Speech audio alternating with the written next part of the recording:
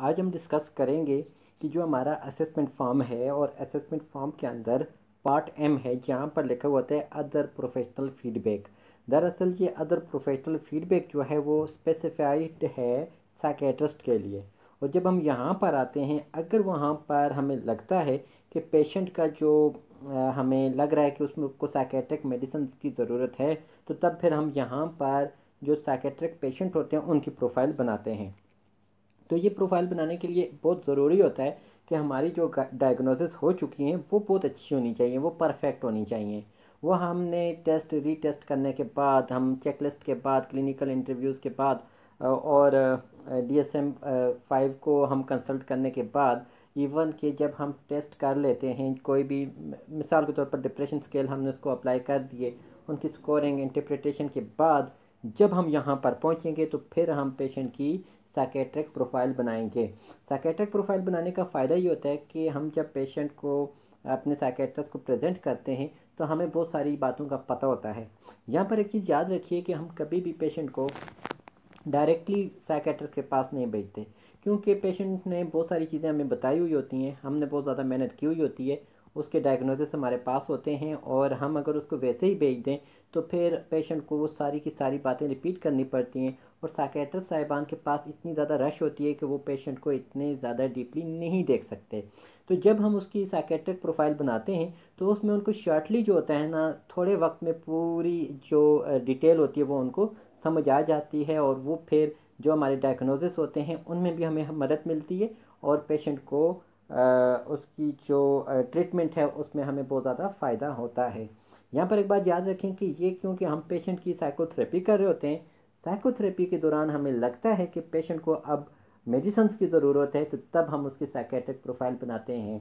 तो अभी तक का हमारे पास जो सिस्टम चल रहा है, तो हमारे पास ऑलमोस्ट 200 पेशेंट्स में से सिर्फ 2 पेशेंट्स को जो है ना हमें साइकेट्रिक प्रोफाइल बनानी पड़ी। तो इसका मतलब ये हुआ कि सिर्फ 1% पेशेंट जो हैं हमारे ओवरऑल, उनमें से उनको अभी तक जो है साइकेट्रिक मेडिसिन की ज़रूरत है। हालांकि बहुत ज़्यादा ले भी रहे हैं, मेडिसिन ले रहे होते हैं, लेकिन वो किसी और वजह से किसी साइकेट्रिस्ट को मिले नहीं होते, सेल्फ मेडिकेशन कर रहे होते, तो उसको हम इसमें साइकेट्रिक प्रोफाइल नहीं बनाते। साइकेट्रिक प्रोफाइल हम तभी बनाएंगे जब हमारे पास डायग्नोसिस, यानी कि क्लिनिकल साइकोलॉजिस्ट या साइकोलॉजिस्ट के जो डायग्नोसिस हैं वो हमारे पास आ जाते हैं, और उनको स्कोरिंग हमारे पास आ जाती है।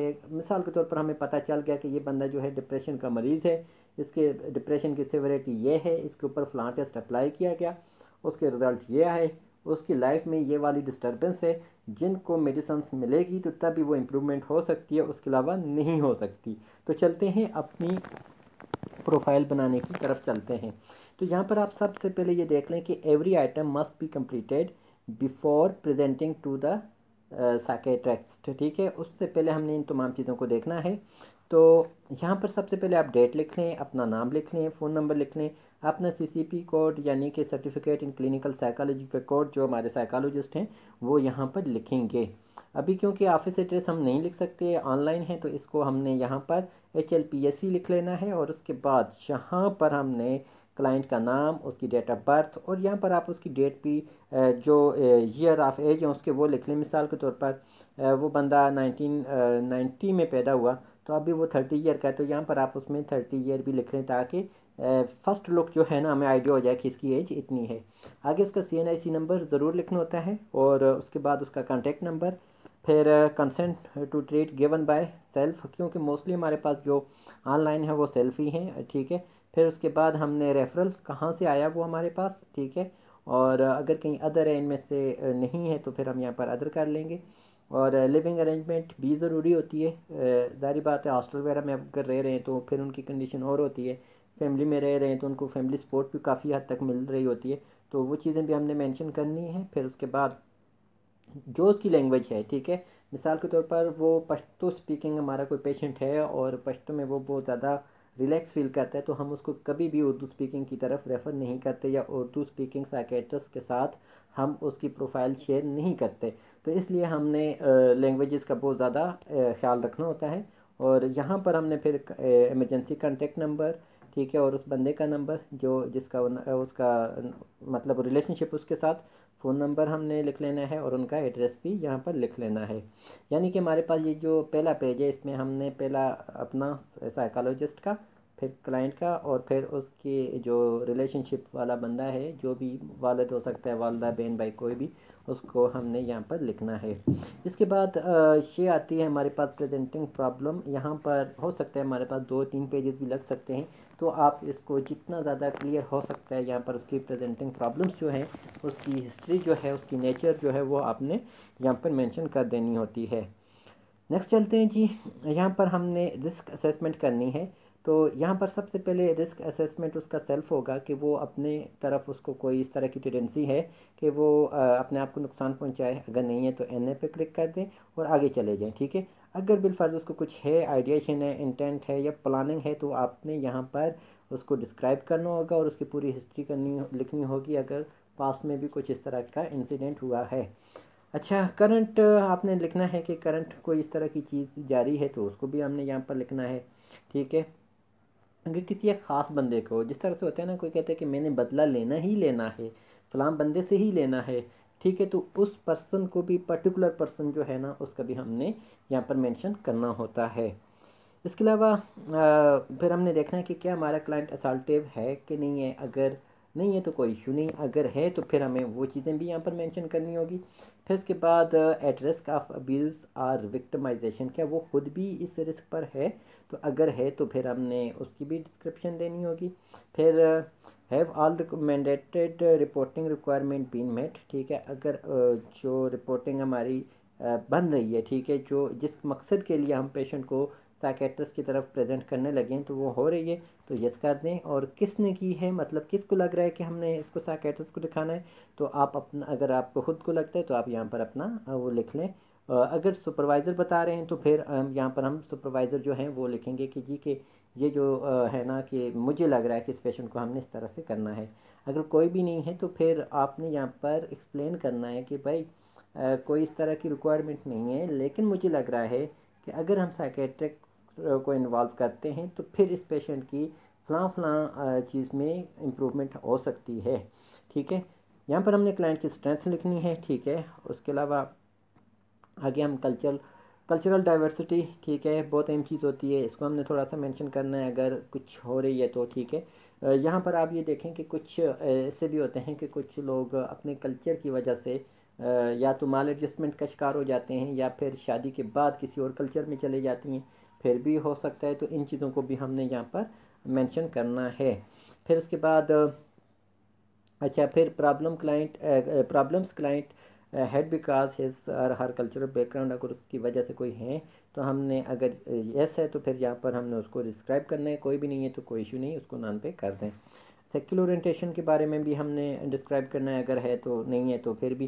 फिर उसके बाद सपोर्ट इन्वॉल्वमेंट ऑफ फैमिली, ठीक है, जो कि हम अपने असेसमेंट फॉर्म में मेंशन कर चुके होते हैं कि उसको सपोर्ट कहाँ से मिल रही है, फैमिली है, फ्रेंड है, जो भी है, ठीक है। फिर उसके बाद desire of client involvement of family और अदर्स इन ट्रीटमेंट, वो भी हम कर लेंगे कि जी कि अगर वो किसी और को इन्वॉल्व करना चाहिए। मोस्टली यहाँ पर हमारे पास कपल में हो जाता है कि हमें इन्वॉल्व करना पड़ता है, ठीक है, उनको, ताकि दोनों को ही एक अच्छे वे में ट्रीटमेंट किया जा सके। आगे जी, साइकेट्रिक हिस्ट्री, मेडिकेशन जो वो ले रहा है करंट भी, ठीक है, और पास्ट में भी जो उसने ली हैं।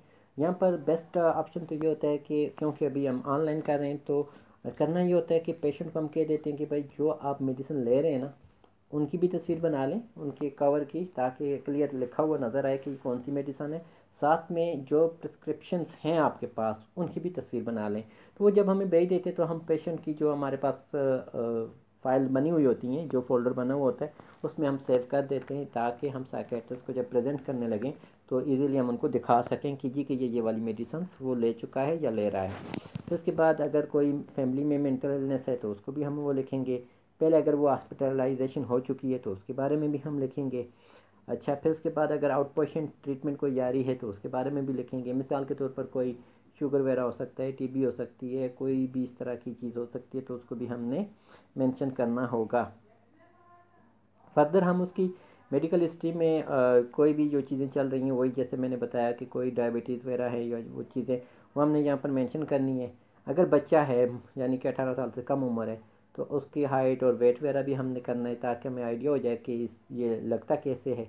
और फिर उसके बाद स्लीप डिस्टर्बेंस नहीं है तो हमने नो पे करना है तो यस पे करना है। अगर यस है तो फिर यहाँ पर हमें बताना होगा कि उसको नेचर क्या है, स्लीप डिस्टर्बेंस की नेचर क्या है। क्या वो सोने में ही उसको डिस्टर्बेंस है, मतलब वो सो ही नहीं पाता, या फिर ऐसा है कि जब वो सो जाता है तो सडन जाग जाता है, या फिर ऐसा है कि उसकी सोने के बाद जो है थकान महसूस होती है। ये तमाम चीज़ें जो है ना वो हमने यहाँ पर मेंशन करनी होती हैं।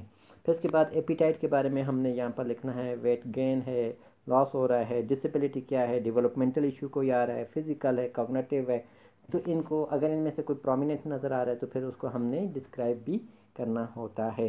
एलर्जीज़ अगर उसको कोई है तो वो भी हमने यहाँ पर लिखनी है, नहीं है तो कोई इशू नहीं है।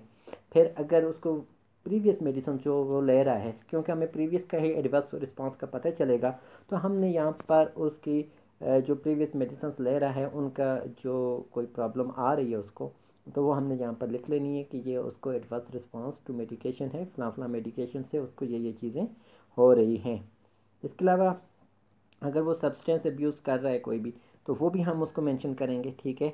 और ये भी हमें पता चल जाता है जब हम उसकी असेसमेंट कर रहे होते हैं, तो हमें पता चल जाता है। मिसाल के तौर पर वो हमें स्लीपलेसनेस का बताता है, तो हो सकता है कि जब हम उससे क्वेश्चन पूछें तो हो सकता है कि वो किसी ड्रग का वो हो, ठीक है, उसका साइड इफ़ेक्ट आ रहा हो, ठीक है। हो सकता है कि उसको कोई और चीज़ जो भी हो, ठीक है, लेकिन हमें उसकी तमाम जो सब्सटेंस हैं उनको भी हमने यहाँ पर मेंशन करना होगा, ठीक है।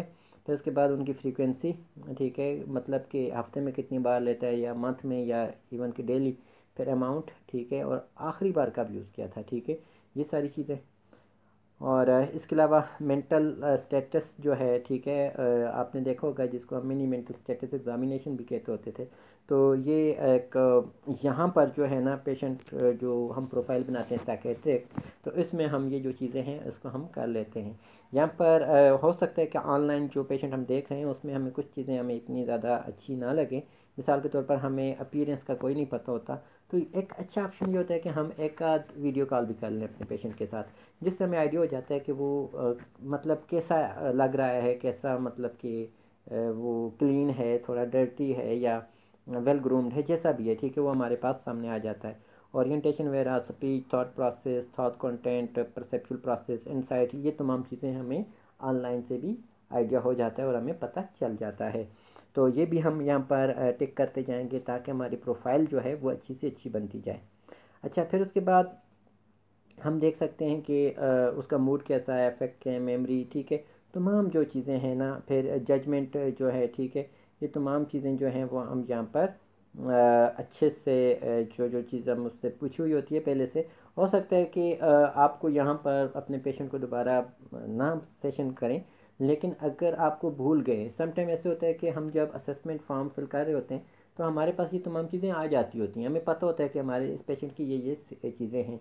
बिलफर्ज अगर हमें नहीं भी पता चलता तो आप साइकेट्रिक प्रोफाइल बनाने से पहले अपने पेशेंट के साथ ये चीज़ें लेने के लिए आप मज़ीद उसको कंफर्म करने के लिए कॉल करके एक नया सेशन रखें और इन चीज़ों को कंफर्म कर लें। अच्छा, फिर उसके बाद ये सारी चीज़ें आ जाएंगी। डिसफंक्शनिंग अगर कोई है तो उसको हम रेट यहाँ पर कर लेंगे, माइल्ड है, मोडरेट है, सीवियर है, ठीक है। अच्छा, फिर उसके बाद जी एम्प्लॉयमेंट उसकी जो भी होगी वो हमने यहाँ पर लिखनी है, ठीक है। इनमें से अगर कोई है तो ठीक है, नहीं तो आप यहाँ पर लिख लें।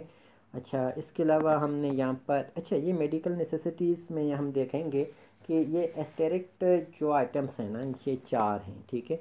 इन चारों में से उसको लाजमी होने चाहिए, ठीक है। जैसे कि क्वालिफाइंग मेंटल हेल्थ डायग्नोसिस, जो कि हमने DSM-5 पे देखे हुए होते हैं ऑलरेडी। अगर आपका पेशेंट DSM-5 के उस तक नहीं पहुंचता तो इसका मतलब ये हुआ कि उसको साइकेट्रिस्ट की ज़रूरत नहीं है, ठीक है, उसको जस्ट काउंसलिंग की ज़रूरत है। लेकिन अगर हमने उसको वहाँ पर पहुँचाया है, ठीक है, अक्सर हमारे पेशेंट्स वहाँ तक पहुँचाते हैं, मत ये आप ये समझ लें कि एक तरह का उनकी सिविरिटी लेवल पे सिम्टम्स की वजह से वो आगे चलते जाते हैं, क्वालिफाई करते जाते हैं एक तरह से, ठीक है। अगर मेंटल हेल्थ डायग्नोसिस क्वालिफाई कर रहा है, ठीक है, फिर उसके बाद plan intervention fail address impairment condition, ठीक है। जो इंटरवेंशन हम कर रहे हैं वो इम्पेयरमेंट कंडीशन को एड्रेस करेंगी। फिर client is reasonably expected to be benefit and improve with the respect to the impairment, उसकी जो इम्पेयरमेंट है वो इम्प्रूव होगी, इस इंटरवेंशन की वजह से। फिर उसके बाद फोर्थ है condition would not be responsive to physical health care based treatment, ठीक है। तो उसकी जो कंडीशन है वो फिजिकल हेल्थ बेस्ड ट्रीटमेंट के ऊपर रिस्पॉन्सिव नहीं होगी। मतलब ये कि हमारी जो हम चीज़ वो कर रहे हैं उसको उसकी फ़िज़िकल हेल्थ पे कोई असरअंदाज नहीं होगा। मिसाल के तौर पर हम उसको अगर साइकेट्रिक्स इन्वॉल्व हो जाते हैं तो उसकी लाइफ में कोई और इम्पेयरमेंट नहीं आएगी, उसकी बेहतरी ही होगी। तो इसलिए जब हम उसकी मेडिकल हिस्ट्री लेते हैं तो उसमें हमें इस ऑप्शन का भी पता चल जाता है कि होगा कि नहीं होगा। लेकिन जहाँ पर चीज़ ये होती है कि जब हम साइकेट्रिस्ट के साथ बैठे होते हैं तो हम उससे खुद क्वेश्चन पूछते हैं, क्योंकि पेशेंट के यहाँ पर हम एडवोकेट होते हैं, ठीक है। पेशेंट इतनी चीज़ें अच्छे से एक्सप्लेन नहीं कर पाता, तो इसलिए हमने यहाँ पर उसको प्रेजेंटेशन के दौरान ये चीज़ें करनी होती है। फिर आखिर में कुछ और चीज़ें भी हों तो हम यहाँ पर उनको लिख लें हवाले से, ठीक है। यहाँ पर अपना साइन करें, डेट लिखें और अपना नाम लिख लें। कि याद रखें जब हम पेशेंट साइकेट्रिस्ट के पास जाते हैं या उसको पास ना भी जाएं, अगर हम अपना ऑनलाइन कर रहे हैं तो उसमें यह है कि हम ये सारी चीज़ बनाते हैं, इसको पहले प्रिंट निकालते हैं, प्रिंट लेने के बाद हम तमाम चीज़ें फिलअप करते हैं, फिर साइन करते हैं, इसका फिर स्कैन करते हैं और इसको अपलोड करके फिर मुझे शेयर कर देते हैं, ठीक है। अगर मुझे नहीं भी कर रहे हैं, हम अपने साइकेट्रिस्ट को डायरेक्टली कर रहे हैं तो फिर सीसी में हम रखते हैं एक दूसरे को। उसके बाद ये होता है कि हम अपने साइकेट्रिस्ट को कहते हैं कि सर ये हमारा पेशेंट है, इसके लिए मैं आपका टाइम लेने लगा हूँ, तो आप मुझे ये बताइएगा कि इतना आप मुझे कितना टाइम दे सकते हैं। तो वो हमें बता देते हैं कि जी मैं आपको ना 30 मिनट दे दूँगा, ठीक है। 30 मिनट में ये होता है कि हम ऑलरेडी प्रिपेयर्ड होते हैं कि जी कि हमने उनके साथ इतनी ज़्यादा डिस्कशन करनी है इतने लिमिटेड टाइम में। उधर से साइकेट्रिस्ट को क्योंकि ऑलरेडी हमने ये ईमेल किया हुआ होता है, वो भी हिस्ट्री को काफ़ी सारा देख चुके होते हैं और उनको पता होता है कि ये चीज़ें हैं, और कुछ क्वेश्चन वो अपने पास लिख लेते हैं कि जी कि मैंने इनसे ये चीज़ें क्लियर करनी है। फिर जब हमें क्लियर हो जाता है कि इस तरह से है तो फिर हम यहाँ पर अपने पेशेंट्स का और जो साइकेट्रिस्ट है उसकी बात करवा देते हैं। तो वो हो सकता है 5-6 मिनट की हो या 10 मिनट की हो, ज़्यादा नहीं होती। लेकिन साइकोलॉजिस्ट या क्लिनिकल साइकोलॉजिस्ट और साइकेट्रिस्ट की जो डिस्कशन होती है वो थोड़ी लेंथी होती है, क्योंकि साइकेट्रिस्ट के पास वैसे टाइम कम होता है पेशेंट को देखने के लिए। वो आपका पेशेंट कभी भी डायग्नोस नहीं कर पाते जितना कि आपके पास है, क्योंकि आपके पास तो उसके 4-5 सेशंस लगे हुए होते हैं। हो सकता है कि जब आप उसको वैसे भेज दें, वैसे रेफ़र कर दें, तो वो तमाम चीज़ें वो डिटेल वैसी ना हो सके। तो इसलिए कोशिश ये करनी है कि हमारे डायग्नोसिस मुकम्मल हो, होमवर्क कंप्लीट हो, फिर हम साइकेट्रिस्ट को इन्वॉल्व करें, और फिर जब उनका फीडबैक आता है, तमाम चीज़ें आती हैं, तो फिर उसके बाद वाली जो चीज़ है ना हम आगे अपनी कंटिन्यू रखेंगे। उम्मीद करता हूँ कि आपकी इसकी समझ आ गई होगी, और अपना ख्याल रखिएगा। अल्लाह हाफिज़।